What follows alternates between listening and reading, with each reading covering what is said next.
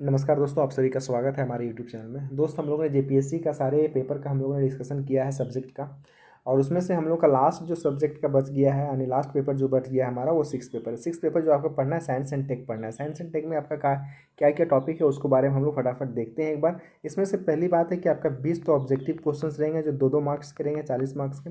और इसमें से 5 ग्रुप रहेंगे। 5 ग्रुप मतलब 5 सेक्शंस रहेंगे, जिसमें कि प्रत्येक सेक्शन से आपको एक क्वेश्चन करना है, यानी 5 क्वेश्चन हो गए। अब प्रत्येक क्वेश्चन का जो वैल्यू होगा वो 32 मार्क्स का होगा, यानी ये हो गया आपका 160।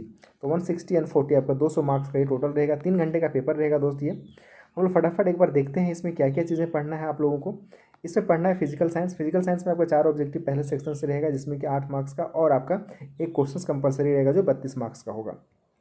इसे फर्स्ट चैप्टर के रूप में आपको पढ़ना क्या है, सिस्टम ऑफ यूनिट्स पढ़ना है। नेक्स्ट में आपको डेफिनेशंस पढ़ने हैं, क्या चीज़ का, स्पीड का, वेलोसिटी का, ग्रेविटी का, इन सब चीज़ों का आपको बेसिक चीज़ों का डेफिनेशंस आपको पढ़ना है साइंस में। नेक्स्ट में आपका क्या है कि सोलर सिस्टम के बारे में पढ़ना है। सोलर सिस्टम से जिसमें इसका अर्थ का पोजिशंस के बारे में पढ़ना है आपको, अलग अलग रिस्पेक्ट में, सन के रिस्पेक्ट में और अदर प्लानट के रिस्पेक्ट में पढ़ना है। उसका मूवमेंट ऑफ अर्थ के बारे में पढ़ना है, सोलर सिस्टम, और उसका लूनार एंड सोलार इलिप्स के बारे में पढ़ना है। आगे नेक्स्ट टॉपिक जो है आपका, नेक्स्ट टॉपिक आपको क्या पढ़ना है, concept and nature of sound. Sound के बारे में, वेवलेंथ के बारे में पढ़ना है, frequency, infrasonic, ultrasonic sound, source of infrasonic sound, nature, infrasonic, इन सारी चीज़ों के बारे में आपको पढ़ना है। ये हमारा था फर्स्ट ग्रुप में। तो ये 4 टॉपिक में से आपको यहाँ पे 4 क्वेश्चन तो आपके ऑब्जेक्टिव होंगे, और एक क्वेश्चन आपका कंपलसरी होगा जो 32 मार्क्स का होगा, यानी 8 मार्क्स और 32 मार्क्स, टोटल यहाँ से 40 मार्क्स के आपके आएंगे। 4 सेक्शन हैं, ध्यान से इसको पढ़िएगा सारे। मेन में पहले टॉपिक को आपको पढ़ना है। नेक्स्ट जो आपका सेक्शन है ग्रुप बी। ग्रुप बी में भी आपके पास, आपको जो ग्रुप बी में है, ग्रुप बी में आपको जो है वो आपको पढ़ना है लाइफ साइंस। लाइफ साइंस पढ़ना है। तो लाइफ साइंस में भी अगर आप देखें तो यहाँ से भी आपका 4 ऑब्जेक्टिव रहेंगे, जो कि आपका 2 मार्क्स का होगा, 8 मार्क्स का, और एक आपका कंपलसरी जो 32 मार्क्स के रहेंगे। यहाँ पे आपको क्या पढ़ना है, यहाँ पे आपको पढ़ना है the living world. The living world के बारे में, सेल स्ट्रक्चर्स के बारे में पढ़ना है, and its function and diversity of organisms के बारे में, बायोमोलिकुल्स के बारे में पढ़ना है, बायोमोलिकुल्स का स्ट्रक्चर के बारे में, फंक्शन के बारे में। उसके बाद यहाँ पे इन सारी चीज़ों को आप देख लीजिए। विटामिन के बारे में पढ़ना है, फैट के बारे में, प्रोटीन्स के बारे में, डिजीज़ के बारे में, enzyme, hormones, planet hormones, growth और एनिमल हार्मोन्स, इन सारी चीज़ों के बारे में पढ़ना है, यानी बायोमोलिकुल्स में ये सारी चीज़ें कंप्लीट करना है। बी सेक्शंस की बात कर रहा हूँ। उसका सेल रिप्रोडक्शंस में आपको पढ़ना है। सेल रिप्रोडक्शंस में क्या, सेल साइकिल पढ़ना है, मिटोसिस पढ़ना है, मियोसिस पढ़ना है। Very good. फोर्थ में क्या पढ़ना है आपको, मेंडेलियन, जो आपका मेंडल का जो इनहेरिटेंस जो है आपका, देखिए यहाँ पे मेंडल के आनुवांशिक नियम को पढ़ना है। नेक्स्ट है आपको इसमें डीएनए के बारे में पढ़ना है। उसके बाद यहाँ पे सेक्स को कैसे डिटरमाइन करते हैं, डीएनए का स्ट्रक्चर्स क्या है, इन सारी चीज़ों को आपको पढ़ना है। मोनो हाइब्रिड के बारे में, हाइब्रिड क्रॉस के बारे में, इन सारी चीज़ों को यहाँ पे कंप्लीट करना है। नेक्स्ट अगर देखें टॉपिक तो वैसे आपके पास सिलेबस होगा, बस एक मैं सिर्फ ओवरव्यू करवा दे रहा हूँ। बाकी आप देखिए यहाँ पे theory of evolution of life on earth. Earth में जो है लाइफ कैसे इवोलेट हुआ है उसके बारे में पढ़ना है। उसके बाद इंक्लूडिंग ह्यूमन बींग्स के बारे में पढ़ना है। ये हमारा बी कंप्लीट होता है। तो इन सारी चीज़ों को, इसमें भी आपको टोटल जो पढ़ने हैं वो आपको 4 चैप्टर पढ़ने हैं, 4 सेक्शंस पढ़ने थे। तो इसमें से आपका 4 ऑब्जेक्टिव हो जाएंगे 2-2 नंबर के, एक क्वेश्चन 32 नंबर के। तो यहाँ से आपका ये कंप्लीट। एग्रीकल्चर साइंस के बारे में पढ़ना है, जिसमें कि 4 ऑब्जेक्टिव, 8 नंबर, एक कंपलसरी 32 नंबर। यहाँ पे क्या पढ़ना है आपको, different type of agro climate zone of Jharkhand. Jharkhand के क्लाइमेट के बारे में पढ़ना है, रेनफॉल के बारे में पढ़ना है, रेनफॉल का पैटर्न क्या है। उसके बाद आगे दिया हुआ है कि non biotic stresses in each zone, इसके बारे में पढ़ना है आपको। नेक्स्ट है आपका रेनफेड एग्रीकल्चर के बारे में। उसके बाद कन्वेंशनल फूड के बारे में पढ़ना है, हॉर्टिकल्चर क्रॉप्स के बारे में पढ़ना है, need of diversification of crops के बारे में पढ़ना है। साथ ही साथ में आपको nutrition security in the wake of climate change, rain water harvesting very very important, and its role impacting the agriculture output in Jharkhand. उसके बाद फिश फार्मिंग के बारे में पढ़ना है। नेक्स्ट है सॉइल फर्टिलिटी के बारे में आपको जानना है। उसके बाद स्टेटस ऑफ झारखंड में इसका क्या स्टेटस है, इसका एप्लीकेशन, वर्मी कंपोस्ट के बारे में पढ़ना है, very important, farm yard manure, very very important. इस सब चीज़ों, सॉयल हेल्थ के बारे में पढ़ना है, नाइट्रोजन फिक्सेशन के बारे में पढ़ना है, इसमें बैक्टीरिया का क्या एप्लीकेशन है, क्या रोल है, concept of organic farming. Next हम देखें तो उसमें है कि कॉन्सेप्ट ऑफ एग्रो फॉरेस्ट्री के बारे में पढ़ना है, waste land and means to reclaim them, हम वेस्ट लैंड को किस तरह से यूज़ कर सकते हैं, इन सब चीज़ों को। गवर्नमेंट का स्कीम क्या है एग्रीकल्चर को लेकर के, जिसमें कि सारे बेनिफिट हो सके फार्मर्स लोगों के लिए, जो जो स्कीम चलाई गई हैं, वेरी वेरी इंपॉर्टेंट, यहाँ से क्वेश्चन आए जाते हैं, इसके बारे में पढ़ना है।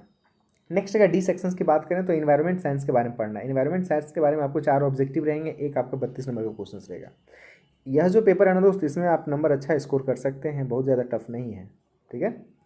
नेक्स्ट देख लीजिए यहाँ पे क्या है, पूछ रहा है कि कॉन्सेप्ट ऑफ इकोसिस्टम, स्ट्रक्चर पूछ रहा है, फंक्शन एंड इकोसिस्टम, वेग रेडीमेड क्वेश्चन से एकदम। Natural resources, renewable and non renewable, पढ़ते आ रहे हैं 6 क्लास से ही। इन्वायरमेंटल कंजर्वेशन और इसका इंस्टीट्यूटिव प्रोसेस और ये एक्सिटू कंजर्वेशन के बारे में पढ़ना है। पॉल्यूशंस के बारे में कौन कौन से pollution, air pollution, water pollution, sound pollution, soil pollution, solid waste management, very very important topic. Biodiversity के बारे में पढ़ना, बायोडाइवर्सिटी के क्या होते हैं, उसका कॉन्सेप्ट क्या है, हॉट स्पॉट्स क्या हैं, उसको थ्रेट्स ऑफ बायोडाइवर्सिटी, बायोडाइवर्सिटी की क्या क्या चुनौतियाँ हैं जिसकी वजह से खतरे में है। आगे क्या है कि ग्लोबल इन्वायरमेंटल इशू, जो विश्व में जो आज के डेट में ग्लोबल इन्वायरमेंटल इशू है, जैसे climate change, global warming, ozone layer depletion, acid rain, उसके बाद डेजर्टिफिकेशन, वेरी वेरी इंपॉर्टेंट। केवल टॉपिक सबसे पहले आपको करना है, क्योंकि आपका जो क्वेश्चन जो सेट किए जाएंगे ना, तो एक्चुअली क्वेश्चन सेट करने के टाइम में आपका सिलेबस को सबसे पहले प्रायोरिटी दिया जाएगा। इन्वायरमेंटल लॉज, जो इन्वायरमेंटल को बचाने के लिए कौन कौन से लॉज हैं, लॉज इसमें से पढ़ेंगे the environmental protection act, the air prevention and control of pollution act. Next है आपका water prevention and control of pollution act. Next है फॉरेस्ट कंजर्वेशन एक्ट, ये तो बहुत इंपॉर्टेंट है, इसको सारा पढ़ लीजिएगा 7 का। तो वो था हमारा डी सेक्शन का। ग्रुप ई में क्या पढ़ना है, ग्रुप ई में जो हमें पढ़ना है वो चीज़ को देख लीजिए। अब सबसे पहले क्या पढ़ना है, साइंस एंड टेक्नोलॉजी के बारे में पढ़ना है, साइंस एंड टेक्नोलॉजी का डेवलपमेंट के बारे में पढ़ना है। इसमें हमें देखना क्या है कि क्या क्या चीज़ें इंपॉर्टेंट है टॉपिक में। तो इसमें नेशनल पॉलिसी के बारे में पढ़ना है, साइंस एंड टेक्नोलॉजी के बारे में, एनर्जी का डिमांड जो है कंट्री में उसके बारे में पढ़ना है, उसको कन्वेंशनल और non conventional source of energy के बारे में हमें देखना है। नेक्स्ट है न्यूक्लियर एनर्जी के बारे में, वेरी वेरी इंपॉर्टेंट, इसका मेरिट और डिमेरिट पढ़ना है। उसके बाद इसका एनपीटी और सीटीबीटी के बारे में पढ़ना है, वेरी वेरी इंपॉर्टेंट, इसके पॉलिसी के बारे में। नेक्स्ट है स्पेस टेक्नोलॉजी के बारे में, स्पेस टेक्नोलॉजी में Indian space programme, application of satellite के क्या यूज़ है अलग अलग सेक्टर्स में, अलग अलग पर्पसेस से, इंडियन मिसाइल प्रोग्राम के बारे में पढ़ना है। 1 2 3 इसमें टॉपिक पढ़ने हैं। नेक्स्ट में क्या है आपको देखिए, नेक्स्ट में है रिमोट सेंसिंग के बारे में। रिमोट सेंसिंग में आपको जीआईएस के बारे में पढ़ना है, जीआईएस का क्या एक प्रकार से एप्लीकेशन है, यूज़ है, वेदर फोरकास्टिंग को लेकर के, डिजास्टर वार्निंग में इसका क्या किस तरह से यूज होता है, मैपिंग ऑफ वाटर को लेकर के इसका यूज किया जाता है, सॉयल एंड मिनरल्स रिसोर्सेज को इसको एक प्रकार से एनालिसिस करने पर, फोरकास्टिंग करने पर, आंकड़ा डेटा तैयार करने में किस तरह से हमारा ये रिमोट सेंसिंग काम करता है, इसके लिए हमको पढ़ना है।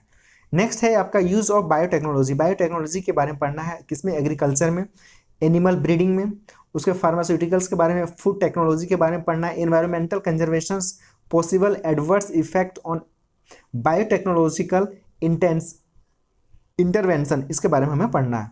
ये सारे टॉपिक को आप देख लीजिए फटाफट। आइए क्या कह रहा है कि इन्फॉर्मेशन टेक्नोलॉजी के बारे में पढ़ना है। इन्फॉर्मेशन टेक्नोलॉजी की अगर बात करें तो इसमें आपको पढ़ना है कंप्यूटर के बारे में, कंप्यूटर के एप्लीकेशन का यूज़ क्या है, उसके बाद डेटा प्रोसेसिंग कैसे होता है कंप्यूटर में, उसके बारे में पढ़ना है, डेटा प्रोग्राम्स क्या हैं इसके बारे में पढ़ना है, साइबर क्राइम के बारे में पढ़ना है और साइबर लॉज के बारे में पढ़ना है। साइबर क्राइम और साइबर लॉ बहुत इंपॉर्टेंट है दोस्त, ठीक है, आपके एग्जाम के लिए। नेक्स्ट आपके पूछ रहे हैं कि नेशनल हेल्थ पॉलिसी को लेकर के, इसमें कि आपका national programmes for prevention and control of malaria, leprosy, TB, cancer, AIDS and blindness, इन सब चीज़ों को कंट्रोल करने के लिए नेशनल में कौन कौन से भारत सरकार के द्वारा प्रोग्राम्स चलाए जा रहे हैं, इसको प्रिवेंशन करने के लिए, कंट्रोल करने के लिए। तो ये हमारा पूरा का पूरा टोटल टॉपिक्स है दोस्त, और इस टॉपिक हमारा कंप्लीट होता है पूरा का पूरा सिलेबस आज हमारा यहाँ पे, और इस सिलेबस कंप्लीट हो गया। अब हम लोग कोशिश करेंगे कोई भी एक पेपर को उठाएंगे और उसका डिस्कशन हम टॉपिक बाय टॉपिक करेंगे, और इसी तरह से स्क्रीन रिकॉर्डर वीडियो पर ही टॉक करेंगे हम लोग, ताकि आपको एक आंकड़ा भी लग सकेगा कि हमें आंसर करने के टाइम में किस तरह से हमें यहाँ पे मेंस का राइटिंग करना है, ठीक है। तो यहाँ तक वीडियो को देखने के लिए आप सभी का बहुत बहुत धन्यवाद। थैंक यू वेरी मच दोस्त।